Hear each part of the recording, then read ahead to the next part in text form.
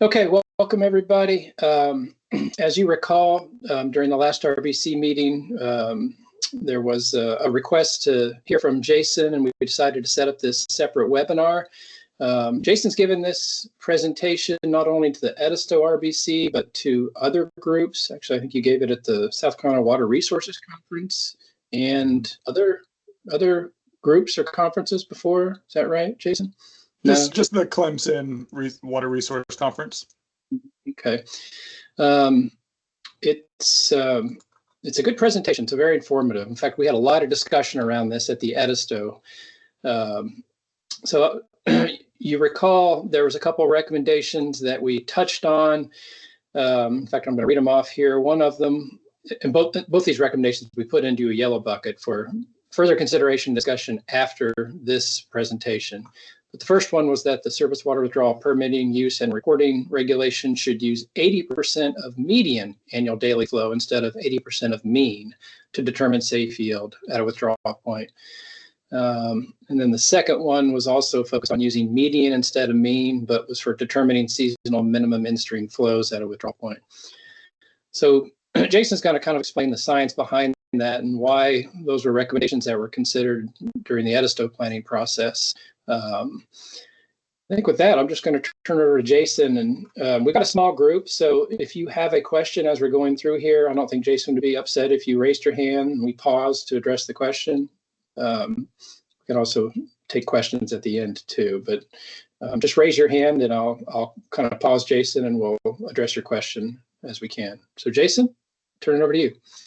Yeah, well, first of all, really appreciate everybody joining me today.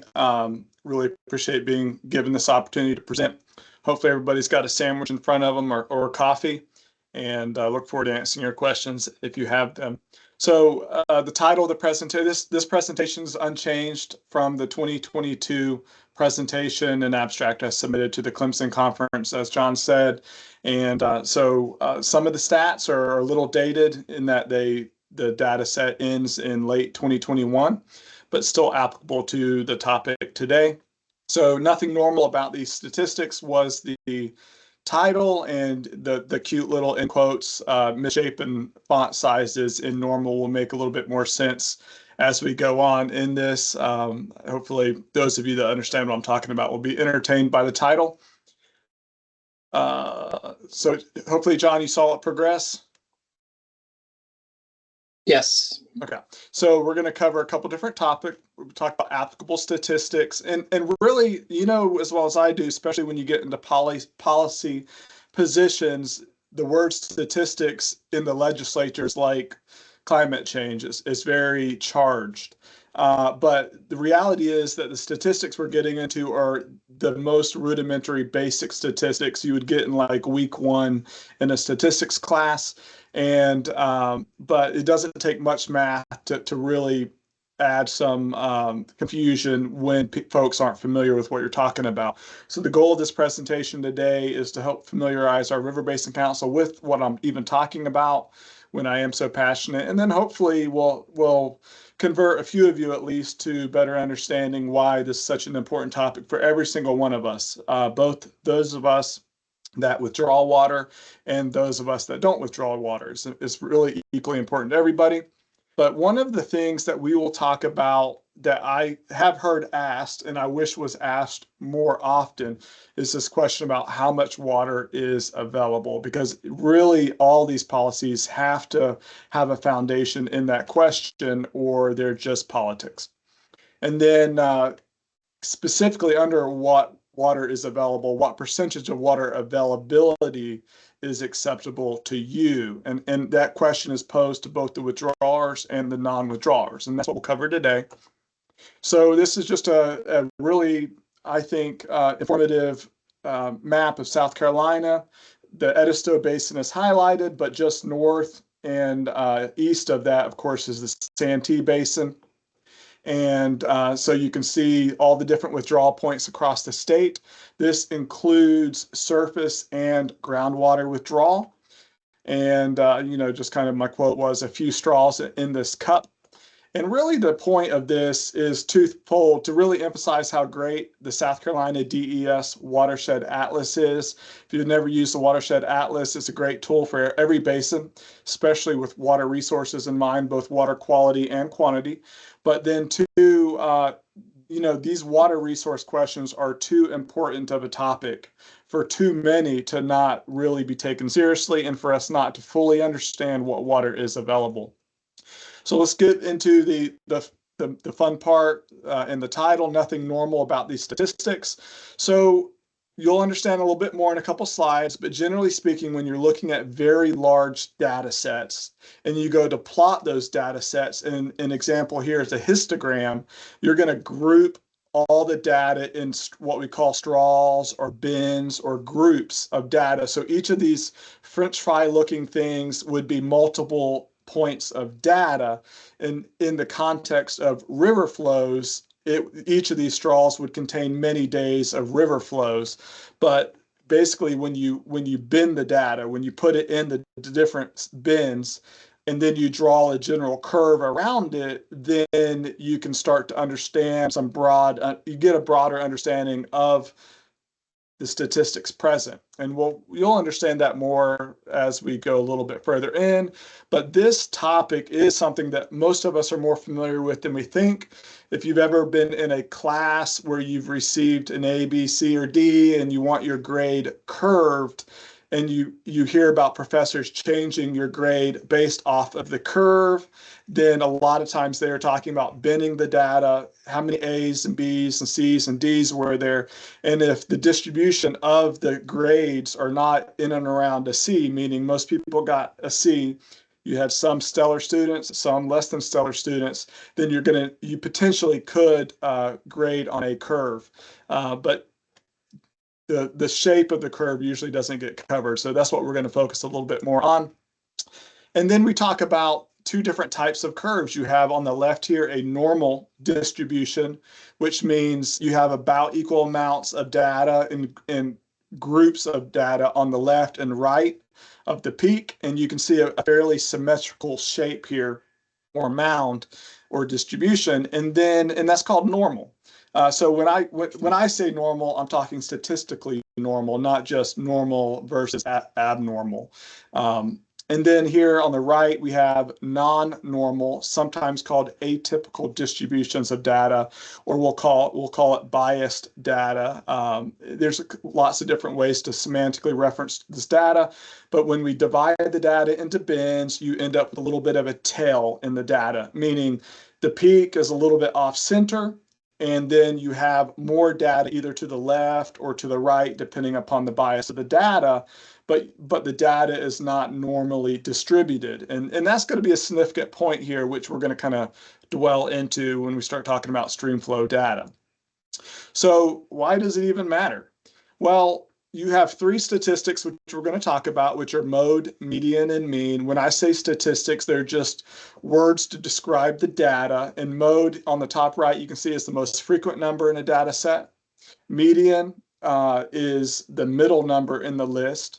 And then mean is the mean or the average. And so a lot of you might be like, mean, what is that? Well, it's just the average. Average is used more frequently than mean, but when you're in statistics, you talk about the mean. These are the three M's. And if the data is normally or symmetrically distributed, like it is here on the left, then the mode, the median, and the mean, though they have different definitions technically, end up having very similar values. And that is a little bit different than when we have an asymmetrical or non-normally distributed data set like we have on the right. So whenever we have a non-normally distributed data set, the mode, the median, and mean end up being different numerical values. And the only difference in the data is normally versus abnormally distributed. But when you go to describe the data, generally speaking, when you want to understand what are the frequencies of occurrence or what happens most often, especially when you want to look at the past and future state of any topic, you really want to understand where the data's been. And that's why this is relevant to stream flow statistics. So let's talk about some real numbers and get out of this theory a little bit to hopefully help drive home what I'm even talking about. So here is a, hopefully, John, you can't, this, you're able to see the title of this. On my screen, the menu is blocking the title of this graph. I just see normal distribution at the top. Great. So that's just a layer only I can see. Good. So on this graph here, you see at the top that we have normal distribution, and you have n equals 1,000. We're not going to spend a lot of time talking about this, but the n number is the number of data points in the straws. And then on the left here, you have, now we're going to talk about this graph representing stream flow data. On the y-axis or on the left, you have a number of days in the flow range. And then in the bottom, in these bins or in these straws, you have two different numbers because it represents, for example, this bin here, you have 200 to 460 cubic feet per second flows. In other words, in this bin, you can see on this axis that we have about 5-ish points or days where river flows flowed between 200 and 460. And also, quiz for the group, you don't have to say out loud, it's more rhetorical, but I'll give you a second to think about it. Does this data set, this hypothetical data set of river flows, look like it's more normally distributed or more atypically or non-normally distributed? So hopefully you're all thinking it looks pretty symmetrical and it's normally distributed. So the second you get into real data, there may be a little bit of, non-normalness about it. You can see the peak data isn't the middle value, but not by much. And you can see that you got about the same amount of points on both sides. So when this is the case, you're going to have a little bit of a symmetry.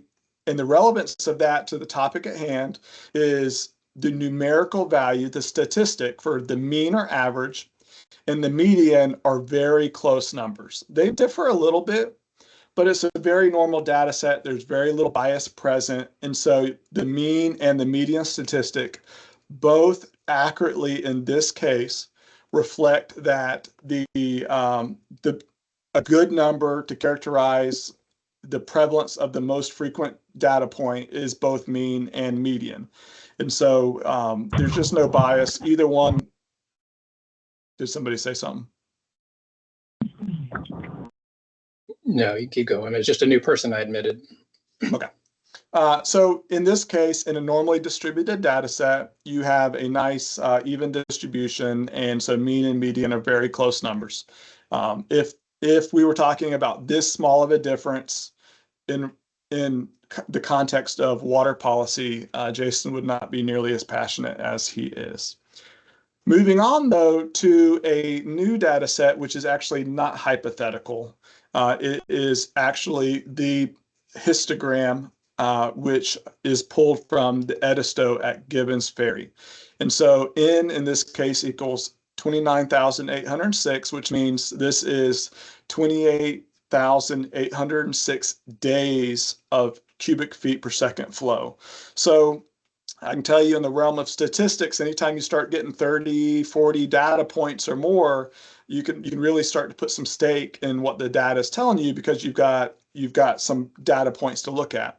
30,000 data points is most statisticians' dream, and even incrementally pulled data is a statistician's dream as far as understanding what the data is trying to tell them. So we're going to look at what the data is trying to tell us here.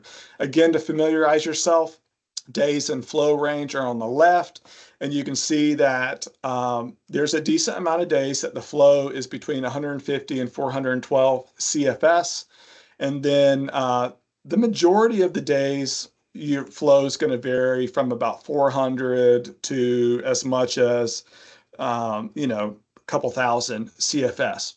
But then you have this long tail to the right here where flows can get very, very high, but for fewer days.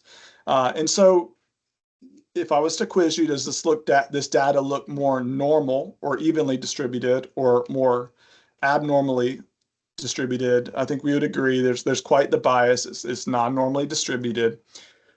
And it looks like I've got a bunch of dead zero here on the graph, and Jason just needs to change his formatting.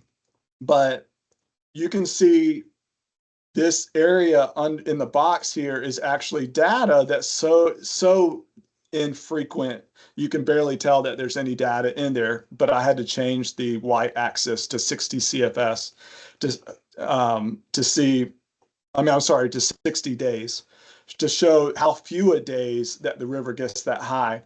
And if I was to actually have this data up to date to the last couple flood events, we'd actually even be able to go up into the 30,000s of CFS. But how, Jason, what are you talking about? Why is this even relevant? Let's go back to why non-normally data sets are really important to understand. Because when you look at this data set, this real data set within a basin within South Carolina, one that Charleston Water System cares a lot about, it's one of our intakes, you can see that the mean or average flow at Gibbons Ferry is 2,400 CFS. And so you can see that there's actually a considerable amount of days that the flow is less than that.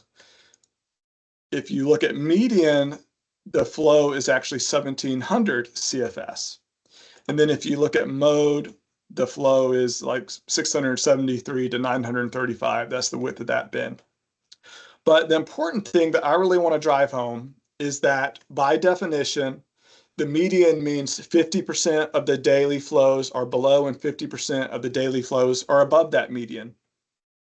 And then, of course, the average is just the average. And in this case, there's quite the delta between these two numbers. There's about a 33%, there's about a 30% difference. We'll get into that. But if we look at the 2,400 CFS statistic, you can see that only about 33% of the days in 80 plus years of record, 30,000 days worth, only about 33% of the days is the flow flowing above the mean or average, this 2,400. Actually, 66% of the time, the river is flowing below that. So if somebody was to say, hey, let's base some policy off of typical stream availability, and let's use mean as the metric, and they said, hey, it's the stream flow is available based off of mean, we can get 2,400 CFS, and we could allocate out or permit out 80% of that. I think you could see that would mean that we're allocating out quite a bit more than what is available most of the time.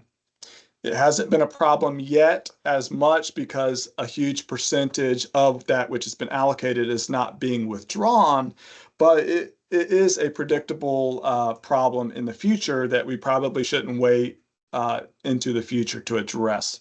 But let's talk about it a little bit more. Just a quiz question here. Does mean or median represent a more typical river flow? And I think we would all agree, based off of just the basic understanding of the straws and the data on both sides, that the median is a more typical representation because you have 50% of the flows before and 50% of the flows after. And then, of course, mode occurs the most frequently, but that would be a very, very low number to allocate out. So median represents a more reasonable or typical value because the data is non-normally distributed, and using mean, flow, or average overestimates water availability. So don't want to spend too much time on this, but this is the stream gauge flow data for the period of record at Gibbons Ferry. You got from 1939 on the x-axis all the way up to 2019. Like I said, it's a little bit outdated now. And then you have your y-axis, you have data going all the way up to 10,000 plus CFS. But one thing you'll notice is that the y-axis is not linear, is actually logarithmic, meaning it's growing in tenfold. It'd be graphed on log paper. So when you plot the mean or average of 2,400 CFS and you look at the USGS stream gauge data, it would be very easy and tempting to say 2400 CFS represents a typical value that is available half of the time. But you really have to look at the point that this paper is on log paper. If we were to change the USGS data to a non-log scale, which you can do now on the new USGS streamflow pages if you didn't know that. So we're going to change this from logarithmic to linear and then plot mean or average. You can see that mean is not a representation of typical availability. It only looks typical when you're talking about a logarithmic paper and you're letting very high stream flows from flooding events bias the data and make it look better than it really is. Median is available more, but there are times that even median is a little bit of an overestimation, but by definition, it is what is typically available 50% of the time. So let's look at flood stage at Gibbons Ferry. And you can see here that many of these peaks are several magnitude above flood stage. And then actually, just to kind of drive home the point, in 2015, I think it was Matthew or Joaquin, one of these storms that occurred recently, river flow was actually peaking in the high 20,000s, like 27,000 or something like that. It's actually had higher values since. But the amount of water that flowed past Gibbons Ferry in one day was more water than Charleston water withdrawals from the river the entire year, just to try to give you a scope of just how much water passed by that intake in a day. There's a lot of water that wasn't retained and eventually made its way out in the ocean. So getting away from the hydrographs or the stream flow plots, let's talk a little bit more about the difference between mean and median. So the South Carolina Water Resource Commission back in the day had an in-stream flow study report number 163 dated 1988, which was is a really good read. It was a really good study, and it really talked about, this is back when they were still trying to establish minimum in-stream flows, and they were really looking at, where should the line be in the sand per se, as far as, how low is too low. And it was really kind of the beginning of some of the policy development around water resources in the state. I mean, there were a lot of conversations prior, but this was, in a lot of ways, the preemptive work that is how we got to the 20, 30, 40% mean or median value, mean or average values we have today. But even within their study, they acknowledged that mean flow statistics may not be representative of actual conditions due to the skewed nature of stream flow events. So pretty much what we just talked about. And then they also said the median flow may prove to be a more accurate measure of central tendencies in hydrograph data. Now, it wasn't as big a deal to just stick with mean and mean and average back then, because we're talking about the very low end of the curve in the data. We're talking about the low stream flows, and the delta between mean and median at the low stream flows isn't as much because you're talking about a percentage of a smaller number. But I'd have to think that if they thought that some of these, if the policy was going to go towards mean and median and eventually drive allocation, the fear and use of using mean versus median might have carried a little bit more weight back in the day. Also say that, even when we talk about the difference between mean and median, most people kind of gloss over, especially our legislators. And so they probably felt like at the time, more people were familiar with average or mean. And so there's a lot of reasons why they stuck with mean. And they also had a lot of other data to show that they felt like the number that they chose was very relevant for the minimum in-stream flow values. So you really need to read the study and not just rely on my two little quotes here. And I recommend everybody do. There's a lot of good work, a lot of great scientists. Then finally, I'll say using mean rather than median led to higher minimum in-stream values, a little bit higher. But really, the crux of what I'm talking about here is using mean for safe yield leads to a biased safe yield, which potentially means to an over allocation of the resource. Remember, safe yield and the relevance of both the regulation and the legislation or the law is how much water can be divvied out in permits and registrations. And then also those numbers weigh into when people need to have contingency backup supplies and that kind of thing. So it's a really relevant thing that I think a few people have talked about, but not as many as I would have hoped.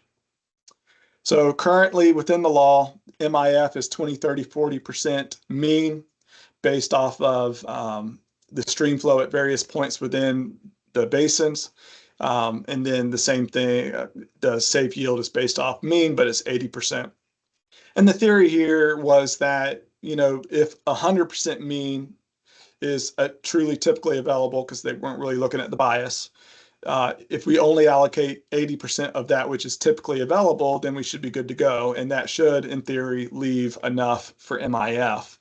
But because of the bias in the data, 80% of mean actually a lot of times will not leave any remaining for MIF. So why is this all relevant? Just to kind of sum it up. Well, this isn't the summary. This is the data summary. So a lot of you are probably looking at the data and saying, why are we talking about the Edisto? We're in the Santee Basin. But like I said, this is an unchanged presentation from 2022. So let's just talk about the data across the state of South Carolina, but focusing on the data you've already seen. So here we have a table, and tables are horrible to be shared in PowerPoint, but we're going to do it anyways. Here you can see, just to kind of familiarize yourself with the way this formatting is going to go over the next slide or two, you have the data start time, which is 1939 for this Edisto at Gibbons. End time is 2021. N is the number of days or data points, in this case, a little bit bigger than the data we looked at. I think we looked at 29,000. This is 30,000, so I'd expanded the data set a little bit. But you can see the minimum flow, the lowest flow of all times, was about 150 CFS.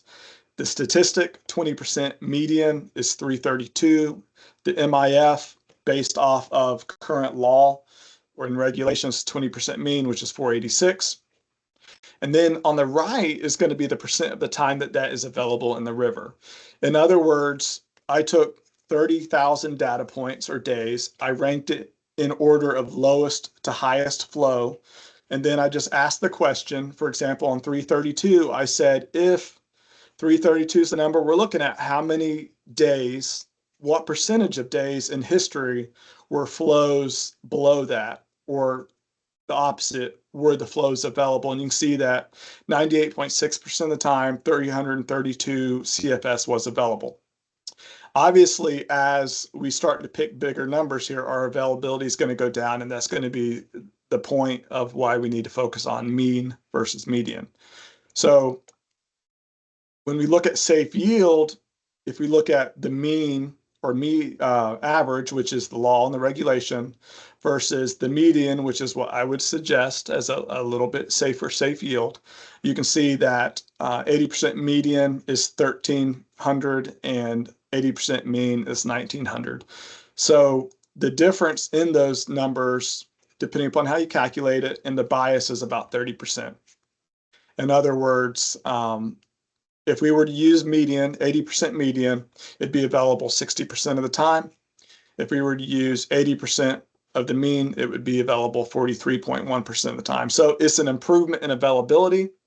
And one thing that we will talk about a little bit is one reason why you don't want to have the safe yield equal exactly what is available is because in recognition that you will always have, no matter how much you don't want it to be the case, permits and registration volumes being higher than what is actually withdrawn to some extent, because people have to plan for what they hope to go to, or what they think their crops are going to need, or what they think their factory is going to need, or a city, for example, in our case, we can't just allocate for tomorrow. We do need to allocate for our bond funded projects. In this case, it could be 10, 20, 30-year projects. And we need to make sure that we don't build $200 million facility that doesn't have a water supply. So there will always be the case that there's going to be more allocated out than is withdrawn. And so you've got to weigh that. And that is a point that a lot of folks will raise as to why the safe yield is as high as it is with the 80% mean. But I would argue it does need to come down a little bit to 80% mean. Let's look at the other points across the Edisto, because when I first brought this up, folks were like, hey, the Edisto River doesn't have any dams in it. So that's why water isn't retained. That helps explain partly the bias of the data, why we have those long flood flows, because dam projects are really great at two things. They help minimize the impacts of the high events or flooding because they have storage. And then they also help minimize the impacts of dry times because you can continue to release into a drought even in the absence of precipitation. So some people's feedback at the time on the Edisto RBC was that this thing that I'm talking about is only relevant at Gibbons Ferry, or at most is only relevant in the Edisto Basin. And so obviously I expanded it to two other points in the Edisto. Denmark and Orangeburg are two other stream gauges that have been heavily supported and have relatively long data sets. Again, we're very high numbers of days, almost a century of data, 4/5 of a century. But you can see the same thing holds. You have quite the bias or difference between the mean and median values. And as you go up in the basin, as you would expect, that bias is a little less because you have a smaller watershed. But let's move on to the other watersheds across the state. So I looked at not every part across the state because, I only looked at a few points for the sake of time, but enough to make my point that this is a statewide issue. So 12 different points, mostly focusing on the bottom of basins. But you can see here that I think the stars represent a decent distribution of data mid to lower basins where the biases are going to be highest. And so the same, data in these tables that we've been talking about, but we're just going to kind of go through. This is Savannah at Glyco, which is right there on the border of the state. And you can see the same thing. You have a bias between the mean and the median values equal to 25 or 30%, depending upon your calculation. And then your percent availables are similar. If you're going to use safe yield 80% mean, most of the time it isn't available. If you're going to use 80% median, most of the time it is available. PD, no dams. Let me say Savannah has dams. Let's go to the PD, which doesn't. And or at least I'm not familiar with any, but you can see a little bit higher bias, but that bias continues. Again, fairly big data sets. Some of these data sets aren't quite as big, but still 20 years of daily data is a lot of data to do statistics to. The Sakahatchee River at Miley, a really big data set, pretty good solid bias. You can see a consistent pattern here developing, but again, this is an unregulated or no dam basin. Let's look at the Congaree River in Columbia. Again, we have a bias very similar to the same magnitude that we've been talking about. Another very big data set. Same tables, just going into the broad, same biases. Camden, Watery River, Catawba, same biases, a little less, but still pretty big numbers. And then for our basin, it just so happens it was the last basin that I pulled numbers for the stats, but it's the most relevant for our conversation today, is that the same bias holds true for our basin. And when you look at the way that the lakes are managed proactively, you'll understand why these numbers are the way they are, excuse me. But you have a fairly consistent release. These 4,100, 5,200 are not coincidence. They're based off of the 4,500 cubic feet per second contracted releases from the Pinnapolis Dam to the Cooper River. And then there's a lot more variation to the Santee because you're going to have the balance of the rest of the precipitation or runoff to those lakes going to the Santee Basin. But either way, you're going to see across all the basins of South Carolina a bias between, or a difference between, mean and median statistics. So if we're going to average those 12 different points, 300,000 days worth of data points across all these different basins if you add them all together. So N equals 300,000. And you're going to see the average bias is about 28% or 30%. And so most of the time, median is available. Most of the time, mean is not. And most of the points, safe yield is minded either way.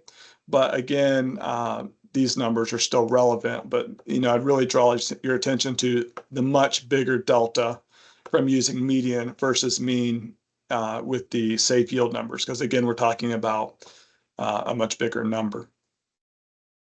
So what percentage of the time do you want your allocation to be available? So the reason why a lot of people would say that my presentation is fear-mongering is because they say we don't have shortages yet. And remember, within the River Basin Council framework, a shortage is literally defined as when the river no longer can fulfill all the withdrawals. In other words, the river or reservoir is at zero pull or flow. And so we haven't had any points, to my knowledge, where rivers have run dry, but we have certainly had points across many of these basins where the rivers have run below minimum in-stream flow. And this is with the fact that only about 10% of the current allocation is utilized. So even in a basin like the Edisto, which is fully allocated, meaning all the capacity of the Edisto is now been handed out in either registrations or permits, the river is reaching levels below minimum in-stream flow, and that's with only 10% of that allocated withdrawal occurring. So these are similar statistics in all the basins across South Carolina. It's not just the Edisto. It's relevant in our basins, and hopefully folks will find it relevant to every basin across the state based off of these numbers. So in conclusion, and leaving some time for questions and conversations, using mean rather than median has led to biased high safe yield or allocation and maximum in-stream flow values. The bias has resulted in approximately 28% overestimation of resource availability. This overestimation threatens both existing withdrawals in unacceptable low future availability. In other words, as folks use more than 10% of the allocation, but maybe they approach 30, 40% of the allocation, you will not only have more MIF excursions, but you will have times like we've even had on the Edisto where we would not be able to pull our entire permit volume because the river is not flowing above our permit level. That's one reason why our drought plan, Charleston Water's drought plan, calls for us to transition off the Edisto to Bushy Park and to the Santee Basin during drought, because literally the river flows below that which we could withdraw. And then also this overestimation, I would argue, is the biggest threat to future MIF issues. We can draw an arbitrary line for an MIF, a minimum in-stream flow value, whether it be 20%, 30%, 40% mean, or 20, 30, 40% median all day long. But at the end of the day, if you're not looking at safe yield, it's going to be water under the bridge per se. So I really think we should be more focused on safe yield based off of the statistics that are presented than MIF, but I think both are worthy conversations. Median stream flow statistics are much more representative of typical stream flows and central tendencies than mean, given the non-normal distribution of the stream flow data set. This is not only my position, but as I shared, it is the position of the historical reports by the state themselves. Safe yield and MIF, in my opinion, should be based on median statistics. So the takeaways is understanding what is typically available. My mean versus median point is applicable to the river basin processes and state water plans. And remember, this was discussed in the Edisto, and we are discussing it now, but John brought it up in some of the other basins, but there wasn't a lot of traction. And we're kind of at the end of the state water plan with the water SC group right now. I think it's relevant to the Water SC group. That is the legislative and regulatory review conversation. So I think anything that we can do on the regulatory recommendations from our River Basin Council is not without weight, and it's kind of the time to do it if we have a consensus within our group. And then two, I would argue individual risk assessment. When anybody, whether it's a registration or permit, goes to their state regulatory body, in our case DES, and asks for a registration or a permit, hey, I want to build this facility, I want to build this plant, I want to have this crop, and they ask for what is available, or maybe they present a number that they hope is available, and they are given this sheet of paper that says you can withdraw this amount, this is your allocation.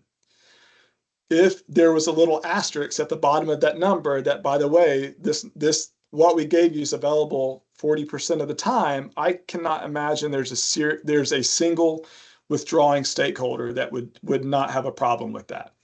And so we need to make sure that, especially among the withdrawing stakeholders, we understand the risk that over-allocation poses to us in the long run, and that we are not just over-focused on protection of this permit or registration piece of paper we have in front of us right now. Because when the river flow drops, it doesn't matter how much you wave your little piece of paper about a permit or registration, it's not going to bring the water back. So as we engage stakeholders, we are more likely to find middle ground on many of the issues if we can all start with this fundamental understanding of how much water is typically available. And that's the conclusion of my presentation. All right, thank you, Jason. Questions? And let's see, let me look. I think Hickson just put a question in the chat.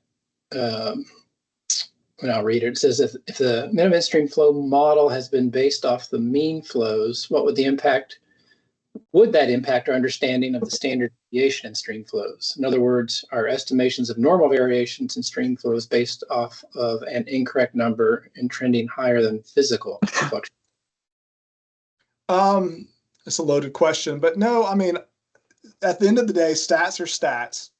And whether you're talking 20, 30, 40% mean, or whether you're talking about 20, 30, 40% median for MIF, both those numbers are just a statistical output. And then from that, you plan off of it and or you regulate off of that for both the regulation and the law. And so I don't think even the current numbers are a problem if the regulations and the laws use them in the proper context. And so as long as 20, 30, 40% mean for MIF is protective of the resource and accomplishing the goals of the 1988 streamflow study that I referenced, then I don't necessarily think it's an opportunity for us to say, well, the MIF's all wrong and we shouldn't be held to it or something like that. And I think Scott could speak to the fact that, like I said, if you read those studies, there's a lot of other data in those studies and other metrics applied, which help support why the 20, 30, 40% mean or average statistic was, even if biased, not biased by a lot.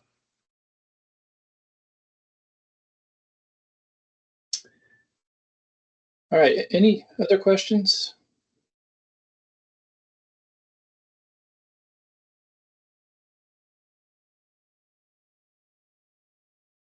Well, Jason, you may be getting off easy. Hickson's typing again, and I think John is too. John's the one I really want to hear from.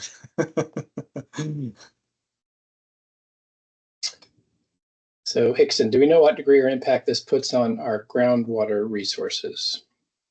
Yeah, so I mean, not quantitatively with numbers, but in the other basins where they were able to complete the groundwater model and surface water model and talk about the inputs that the surface water impact the groundwater and specifically recharge, we could see that as surface water resources, rivers and streams and reservoirs go to lower values, you do have less recharge, and therefore you would expect, and you do see an impact to the ground resources that are a delayed metric. And we see that within the drought committee.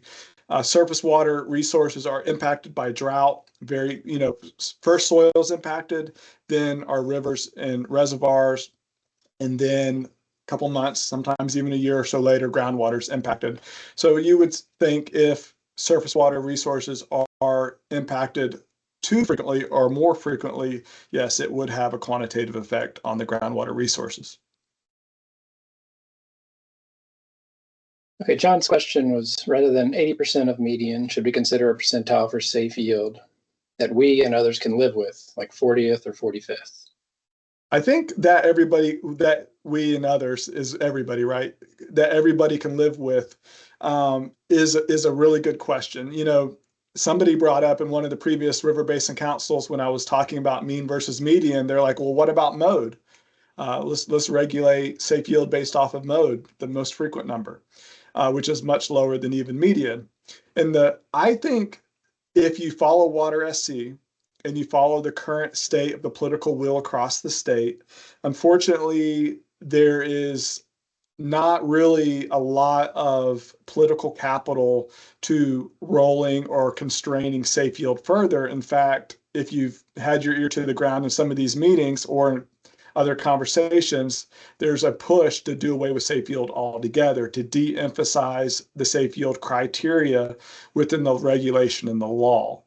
And I would also, just from a standpoint of simplicity, argue when you make an argument about the unit, or in this case, the statistical median versus mean, and you go to change the law, keeping the numbers the same, the percentages the same, and you just change it potentially from mean to median.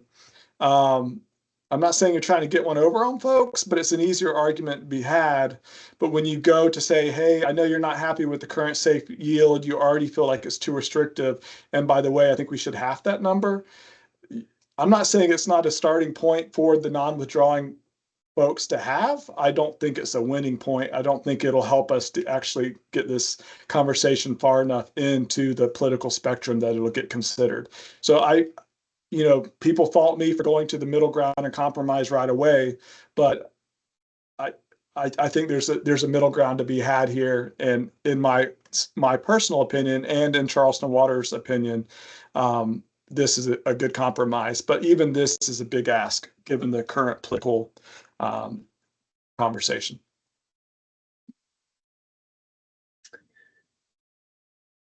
It looks like John's, oh, there he goes. He said, I didn't mean 40% of the median, but the 40th percentile overall. So generally close to 80% of the median. But 80% of the median is what we're proposing, right? Yeah, I guess, John, you might be suggesting that using percentiles rather than. So just the communication.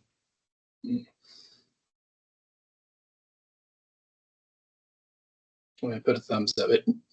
John, feel free to unmute yourself if that might help the discussion.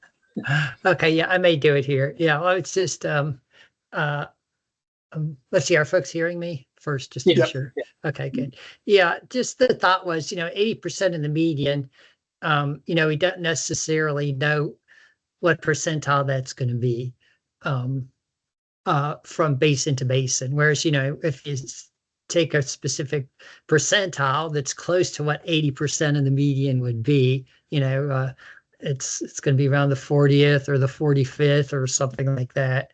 Then we know all the time, that's consistent from basin to basin. It's always that water is available, 60% of the time or 55% of the time or something like that. So, but I do agree with your point where, if they're used to the idea of 80% of something, yeah, it might be more politically palatable to just swap median for mean as a recommendation. Yeah. I know we went, remember back in the day, 7Q10 was like the metric that a lot of folks used. And by the way, 7Q10, at least in Edisto, is very close to the 20% median number. But, you know, it was already, I think, a big ask for those that had been in the conversation politically for a while to go from 7Q10 to 20, 30, 40% mean, or 80% mean as far as safe yield. And so I hear your point. It should result in a similar number. 40%, 40th percentile should end up in a very close number to the 80% median in most of the cases. But I think it's going to be an uphill battle, honestly, to even educate folks on what we've talked about today, because this is a hell of an elevator speech for any legislator to take up. And that's why I think the only way we have any chance within our council or within Water SC in influencing state policy regs or a law, we need to be a whole lot more unified on some of these positions than we've been in the past. Yeah. Well, I mean, hey, I'm sorry. I didn't mean to interrupt. No, by all means, go ahead. Go ahead, Hickson. I just want to say, I mean, first of all, great presentation. This is Hickson Kopp, by the way, with Williamsburg County. You know, and just really, really good job. And I mean, I'm all on board, I think, for changing or shifting our perceptions on how we're kind of judging what a safe yield is and where that range is. Particularly because our water resources, even in Williamsburg County, have a very high fluctuation. The greatest example being the Black River, which at some points you can walk across during the summer, and then at other points I wouldn't put a boat in it. And so it's a wide range. My question that I'm getting to is you would obviously have had more interaction on the policy level. I'm a bit curious about this. I think what I see, I'm from the PD area, but what I see particularly along the coast is a greater wariness or political aversion in terms of a risk aversion, understanding of the word aversion to growth, which is a lot of those straws kind of in the river. And so I'm curious, have we not seen a matching policy political response to that of, hey, maybe we need to be more conservative with our water resources, because part of those resources, particularly surface water resources, are part of the reason why people move to areas like Myrtle Beach and Charleston, to have access and availability of those areas. No, that's a good point. I do think as more withdrawals begin to be impacted by, you know, lower stream flow conditions, and like you said, I mean, anytime you're reliant on a resource and then all of a sudden you can walk across it, it's kind of an eye opener. Sometimes I think folks just need to get out in the field during drought and see how fragile a resource it is. I think Charleston's on board with some of these policies because, you know, even with three source waters, and we can actually, due to our tunnel system, change the blend between those three sources, and we are a huge beneficiary of the Lake Marion Moultrie impoundment. Thank goodness to Michael Melchers and Santee Cooper, you know, the diversion project. But I think more of the coastal communities will get on board when they see waning resources. And I honestly think as some of those dig a little bit deeper into even the current legislation on the book and the inability of the current regulation and legislation to characterize flows in tidal water bodies, they would be a little bit more passionate about potentially changing the law and making some revisions. So I do think that if we can get a little bit more unified, get a little bit more bandwidth, that more people would buy in. But it's an education thing, and I think there's more political capital. Is there enough during this state water planning cycle? Time will tell.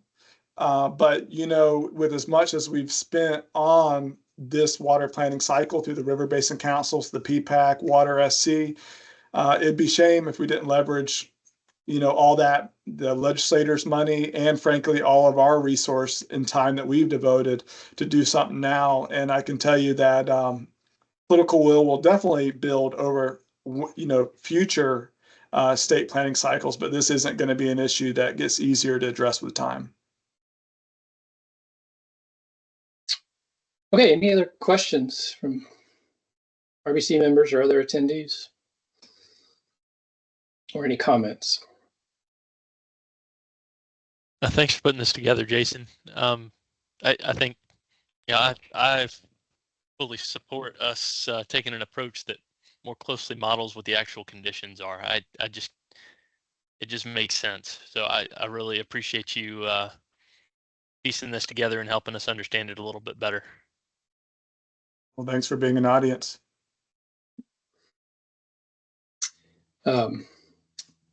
Jason, I hate to bring this up, but I was curious if you've ever looked at statistics behind this. But as we look at the period of record of flows at a gauge, and you picked off a dozen or so from across the state that have varying years of record. Most of them are pretty long, and I think you purposely collected ones that are pretty long periods of record.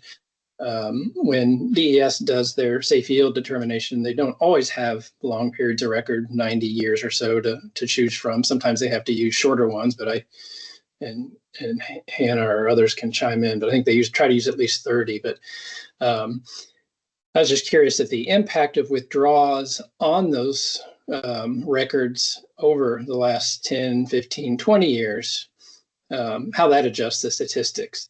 So,